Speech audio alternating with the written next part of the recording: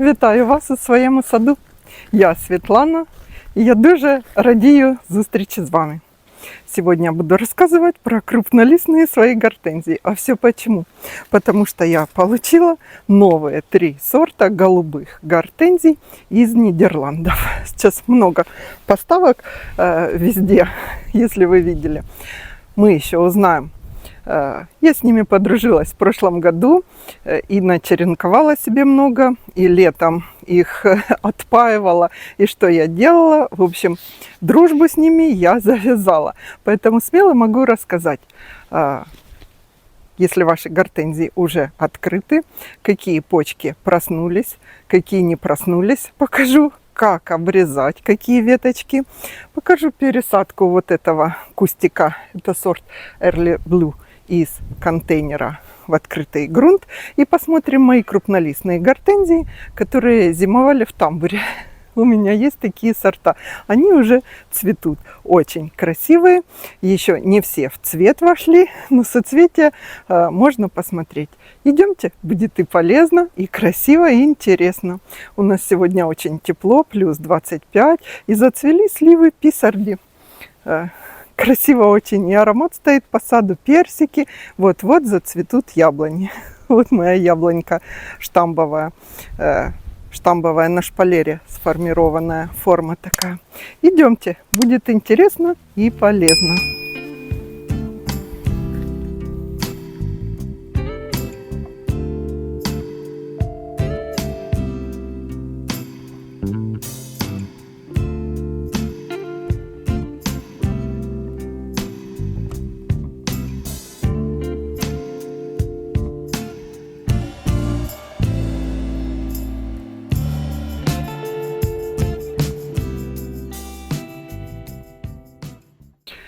Начнем с самого популярного вопроса. Открыли гортензии. И что же с ними делать нам дальше? Вот это куст у меня гортензия крупнолистная, бесконечная. Лето, достаточно взрослый, 4 года ему уже. И вот так он выглядит. Укрывался и открывался пару раз. К сожалению, некоторые почки подмерзли. Вот вы видите, это уже, видимо, после второго похолодания. Что же нам с ними делать? Как определить, какие почки можно оставлять, а какие вырезать? Вы знаете, что я сторонник того, что ломать не строить, обрезать мы успеем всегда. Ну вот эта ветка, видно, что она уже совершенно сухая. И вот мы ее обрезали и увидели, что на срезе она, к сожалению, живая, а не сухая. Вот вам и показатель. То есть ждем, какие почки проснутся, и мы увидим листья. И только тогда, вот кажется, что и это совершенно замерзшее, и это, вот это, наверное, да. Не спешите. Вот в таком состоянии пусть ваша гортензия. И тут зеленая, смотрите, зеленая, хороший зеленый побег. Поэтому обрезать не будем пока ничего. Если вы делали осеннюю обрезку, вырезали толстенькие такие уже побеги. Из них вон в самом низу вот просыпаются опять же новые побеги. Надо будет выбрать самые крепкие, самые толстенькие и дать им шанс превратить ваш куст в пушистый, красивый. Ну, совсем вот такие тонкие можно повырезать, конечно. Они ни к чему. Это как у роз, как у метельчатых гортензий. Вот такие веточки вырезайте. Оставляйте чуть. Ну, можно сравнить, видите, и увидеть. Вот такие вырезаем. А вот такие все оставляем и ждем, что нам покажет гортензия. Крупнолистные гортензии могут пойти в рост не все почки и веточки одновременно быстро.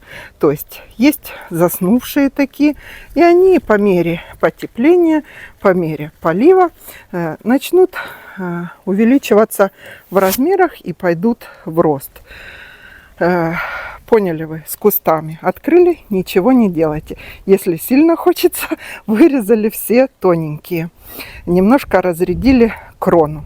По высоте, видите, они обрезаны все примерно сантиметров 25-30. Но если у вас куст сильно уже взрослый, конечно, тогда смотрите, какая высота у вас осталась. Но крона не должна быть сильно загущена. Вот так у меня вышли из зимы мои малыши, черенки. Вот такой он. И вот этот побег, его можно обрезать. Видите, из земли пошли, но тоже, мне кажется, они немножко примерзли. Расскажу, чем мы их подкормим. Можно пролить мегафолом, как мы все, чтобы корневая система от стресса, от такого зимнего. Вот еще одна маленькая, крупнолистная, и тоже пошли почки из земли. Ну, обрезаем вот эти толстые. Даем шанс молодым побегам пойти в рост. К сожалению, веточки, которые были с почками, подмерзли, верхушка. И я их срезала, когда только укрыла. Там вообще они были сильно такие поврежденные. Постепенно идем сюда и подходим к кусту, который у меня тоже зимовал самостоятельно. Выглядит он получше. Такой пушистенький. Я его посадила тут возле веранды. Наверх розы идут. Тут у меня пион был. Пион пересадила осенью. Пересадку пионов, как я вам рассказывала, осенью делайте. Сейчас этот куст выглядит вот так. Уже тронулся в рост. Укрытие я сняла, ну, когда у нас потеплело, неделю назад где-то. И вот так они уже сами тронулись в рост. Трубка капельная лежит немножко в стороне, не прям тут под гортензия, чтобы пропитывался мне весь земляной ком. У него я высоту тоже немножко, хоть и зеленые побеги были, срезала, потому что ну, вот из этих почек уже ничего не вырастет у нас. В основном тут пойдет формировка куста из нижних побегов, из земли. А это какой сорт у меня? Букет роз. Но это такой довольно большой кустик будет. И вот что я вам хочу сказать по опыту зимовки. Ну, я тут только косые кривые вырезала. Вот такие можно.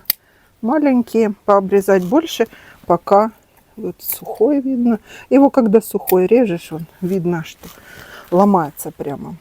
По опыту хочу сказать, что в открытом грунте всем растениям лучше. В этом сезоне я по возможности высажу в открытый грунт большинство из своих сортов, которые зимовали в горшках. Потому что все-таки корням более прохладно у гортензий, и более влагу они ищут и находят в грунте. В горшке мы можем и залить, и не долить, и перелить, что обычно и случается. Сейчас это самые такие большие распространенные проблемы, если вы только решили подружиться с крупнолистными гортензиями. Сейчас расскажу. Ну и вот мои гортензии. Это две остались, которые я должна посадить. На их примере хочу вам рассказать, что же может ожидать, если вы первый раз приобрели крупнолистную гортензию и хотите посадить ее в сад. Первым делом, конечно, проведите обработки и от болезней, и особенно акарицидом от клеща. Сделали. Следующее. Как высаживать, сейчас я покажу. Следующее, что мы сделаем, где-то через недельку она адаптируется после посадки. От клеща обработанной болезней мы по листу пройдем уже, так как у этих, что мы получаем, вы видите, уже вон соцветия видны. Вот так. То есть она уже набирает бутоны для цветения. Поэтому мы обработаем хелатом железа для зелени листа и дня через 3 удобрением, в котором большее содержание фосфора. Я буду плантофолом, как я сказала. При посадке покажу, что я в прикорневую часть буду добавлять. По удобрениям это все. После цветения мы будем срезать соцветия и стимулировать на новый рост, новых побегов больших, чтобы увеличивался наш куст, нарастал.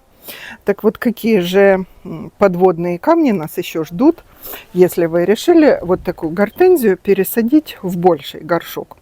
Ну, во-первых, сильно больший не берите. Берите где-то на 2 пальца по диаметру больше горшок. Вот это С14, то есть можно, какой там по размеру дальше идет, С18, С20. Вот в такой горшок можно посадить. А дальше начинается у нас, конечно же, жара. Если вы высаживаете в открытый грунт, проследите, чтобы обязательно была капельная трубка. У меня вот тут такая слепая капельная трубка с форсункой. Как раз вот сюда будет и под эту, и под следующую. А там у меня продлится трубка с форсунками, то есть с эмиттерами. Форсунка тут, она целенаправленно под эту гортензию будет. А там эмиттеры через 25 сантиметров. Спрашивали, кстати, через какой промежуток. Зависит от того, какая плотность посадок растений. Через 20 сантиметров, через 25 сантиметров шаг эмиттеров. Так вот, про крупнолистные гортензии. Почему их в горшках сложнее содержать? Все по одной простой причине. Что их можно или перелить, или не долить. Но хочу сказать, что не долив, решается проблема проще. Что это такое? Вы видите, у растения стали листики такие вялые, или сама ветка вся вот так повисла. Землю попробовали, а она сухая. Вы что делаете? Сразу побрызгали ее и пролили. Проливать можно, опуская контейнер просто в емкость с водой, в тазик в какой-то. Немного она постоит, вытащили, вода стекла и все. То есть само растение корнями напиталось. Если вы решите поливать по верху, тут велика вероятность, что ее можно залить гортензию.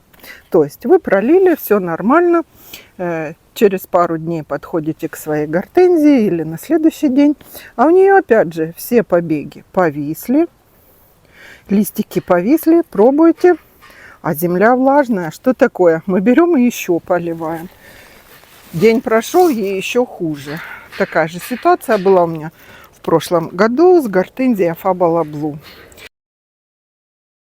Так вот, если вы залили гортензию, есть 2 варианта развития событий. Первый и лучший – ее вытащить из контейнера, убрать всю мокрую землю, грунт весь, освободить корни.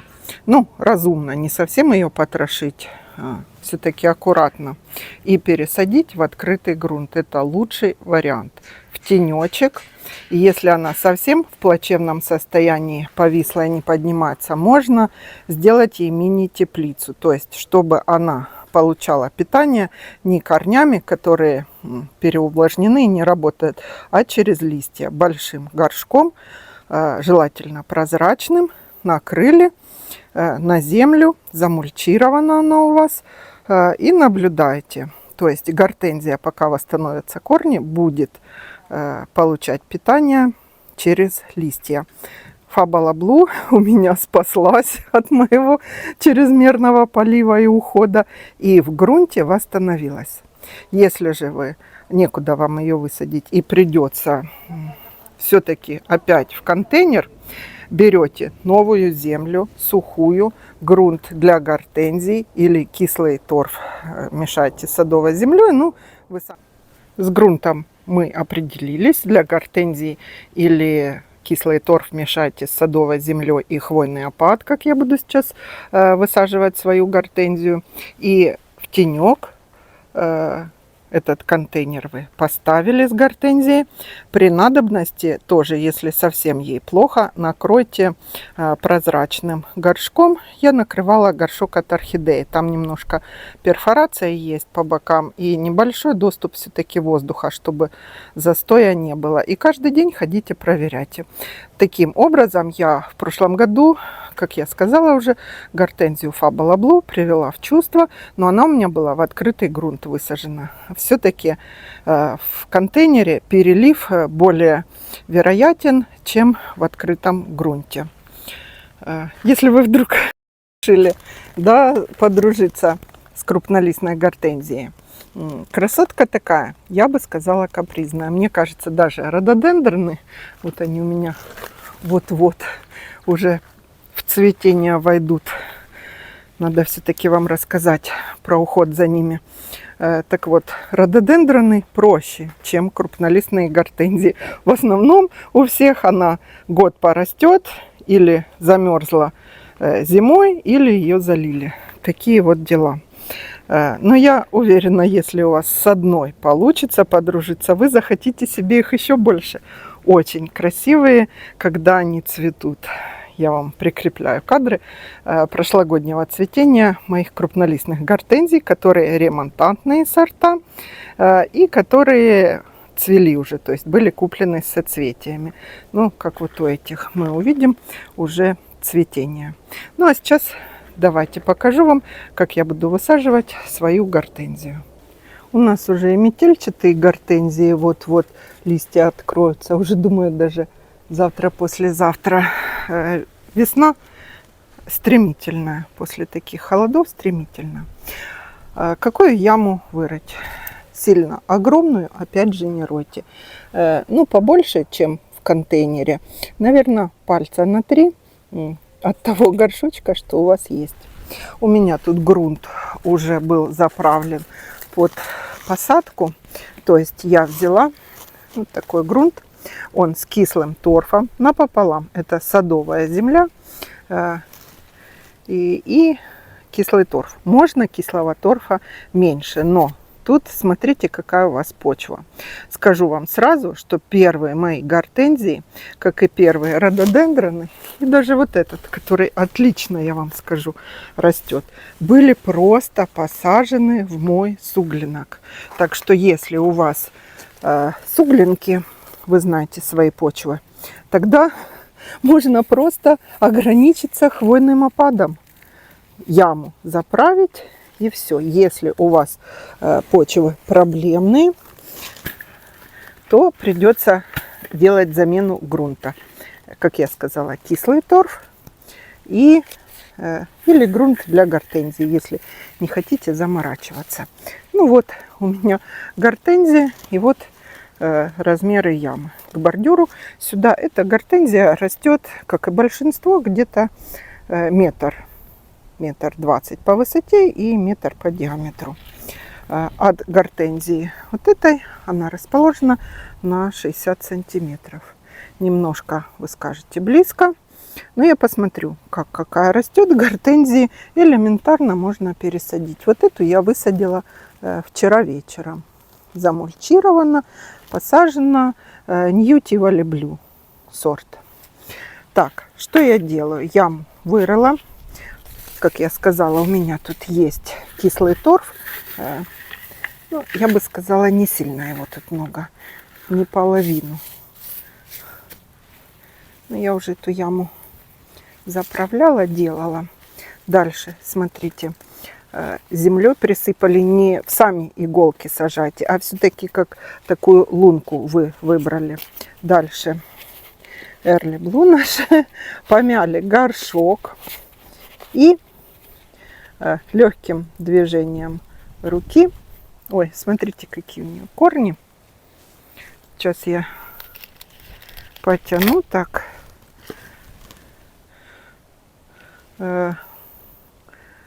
Вот так мы ее вытащили. И я вам хочу сказать, отличная корневая система, которую надо немножко распотрошить. Когда я рододендрон высаживала, не сильно. Вы сказали, что я мало ком потревожила, чтобы корневая в стороны пошла. Ну, по опыту хочу сказать, что вот этого достаточно. Внизу такую, как разделила я вот эту корневую систему, распотрошила, и в стороны она пойдет сама. Тут смотрите, какая хорошая корневая. Опускаем сюда, чтобы немножко на горочке была, не в яме. Она осядет потом сама. Засыпаем ее опять же землей этой. Сейчас я еще принесу земли. У меня есть крот нарыл. Крот нарыл, помощник мне. Ориентируем, куда нам надо. И засыпаем нашу яму. Я буду слоями иголки ложить. Сейчас землю и покажу, чем же мы будем ее удобрять. Что я буду подсыпать, какие для старта хорошего. Сейчас еще землей, еще удобрим и иголками. Так, ну вот я принесла. Под рододендроном крот нарыл мне кучу новую. Как бы и помощник, и проказник. Так, видите, горочка получилась, но она мягкая. Пролить можно на этом этапе посадки. Но я проливала эту яму вчера вечером. Я знала уже, где я буду сажать. Поэтому я пролью уже сейчас после удобрения. Комплексная. Такой же, как и для пионов.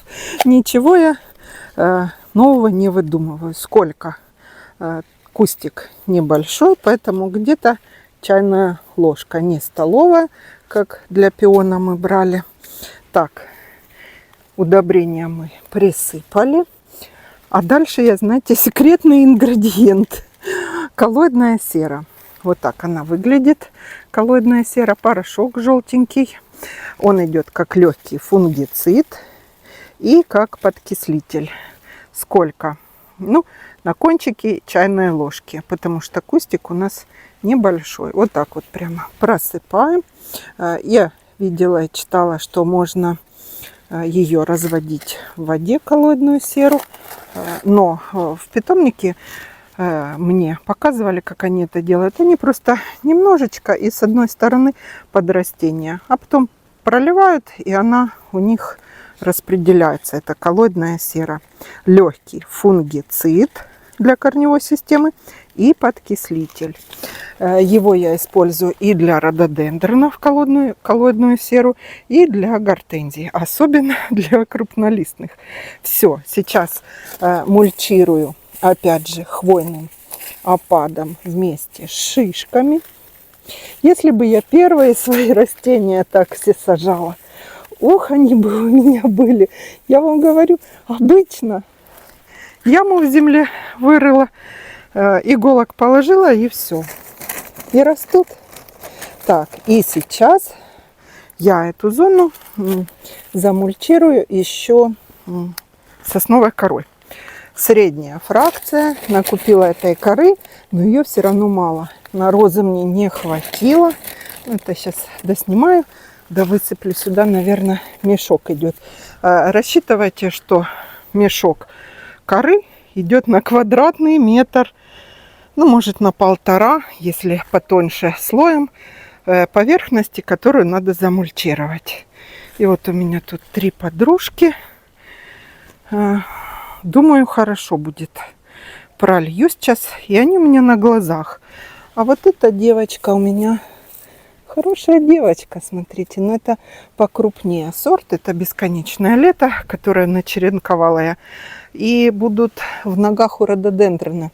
Оголяются, видите, ноги постепенно. И я их хочу закрыть вот этими своими крупнолистными гортензиями. И с террасы будет вид красивый. Я еще хотела вот сюда, конечно, бы их посадить. Но тут надо выкапывать кусты. Хосты. И хосты не хочется выкапывать. Они уже в рост тронулись.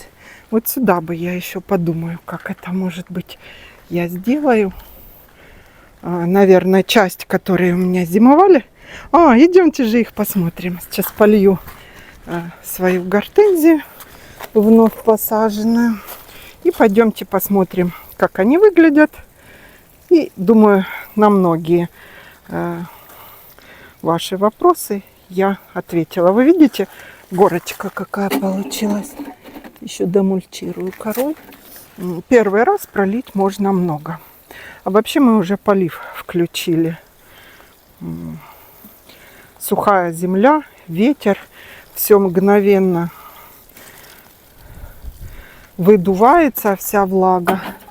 Так, идемте смотреть гортензии. Ну и вот армия гортензий у меня вынесена тут понад домом стоит, возле столика нашего. Почему я их вынесла? Чтобы они все-таки ветром обдувались, привыкали. Там они в каких-то таких полутепличных условиях, и они начинают цвести. Они удобрены, обработаны, но они прямо в сильно тепличных условиях. Что я сделала не так? Я взяла у многих, вот это хорошо обрезано, видите, сформирован такой хороший кустик. А вот у этой жалко мне было обрезать побеги, я их пооставляла, и они высокие, длинные. Надо было вот так вот укоротить. Но она в рост тронулась, мне жалко было эти побеги трогать. Какой тут будет цветок, я не знаю. Это сорт, это сорт Мася. У нее лист красивый у Маси. Она в прошлом году, конечно, не цвела у меня, но лист еще больше в 2 раза был и аж переливался. Посмотрим. Некоторые такие бледноватые. Вот вам, пожалуйста, повис. Ну, это я не знаю, посмотрю побег. Если один какой-то выборочно повис, можно отрезать, начеренковать. Это засохшая веточка. Так, хотела еще показать те, которые начинают менять цвет. Вот это хлорозит. Явный признак. Надо недостаток железа или магния. Сейчас заправлю и побрызгаю. Видите, не все. Некоторые хорошо, некоторые хлорозят. Меняет цвет. Вот это будет махровая сорт. Ну, по сортам я вам потом буду показывать, рассказывать. У некоторых махровый цветок может не сразу проявляться. То есть вначале могут соцветия быть такие обычные, а более взрослое соцветие или на соседнем уже махровый цветок. Как и у метельчатых, да, вот, допустим, у Skyfall вы говорили, не показывает сортность гортензия, нету этих таких удлиненных побегов, этих лепесточков гиацинтовых. У Skyfall тоже такое может быть. Так, надо их сейчас полить. За целый день обветрились, видите, с непривычки. Они-то у меня стояли в тамбуре, и все там было им хорошо и чудесно. Ветерок их не колыхал, вот поэтому оставлю я некоторые, конечно, в горшках на террасе, но буду искать в основном им место. Пересаживать в открытый грунт. Ну, на сегодня, думаю, все. Про свои крупнолистные гортензии я рассказала, что я сейчас с ними буду делать. Не забудьте через недельку где-то по соцветиям, которые вот-вот будут, или уже есть, которые вы посадили крупнолистные плантафолом или другим водорастворимым удобрением, или под корень мастером можно, там, где большее количество фосфора. 2 цифра. Это для больших красивых соцветий. Ну все, я пошла работать в сад, дома дела делать. Гиацинт мой распустился, красивый, синий такой. Думаю, по крупнолистным гортензиям вам все понятно. Задавайте вопросы, делитесь. Может быть, у вас какой-то есть опыт особенный ухода за крупнолистными гортензиями, выращивания. Они любят дождевание. Вот как раз я буду тут и рододендроны дождевать, и свои крупнолистные гортензии. У меня, кстати, один побег от какого-то сорта отломался, я его поставила на черенкование. А по-моему, даже от вот этого. Star Dust Blue, что ли. Все голубые. Купила гортензии. Все. Сейчас замульчировать не забыть. Всего хорошего. Желаю вам хороших праздников, солнечных, ярких дней. И самое главное, мирного голубого неба над головой. Всего хорошего.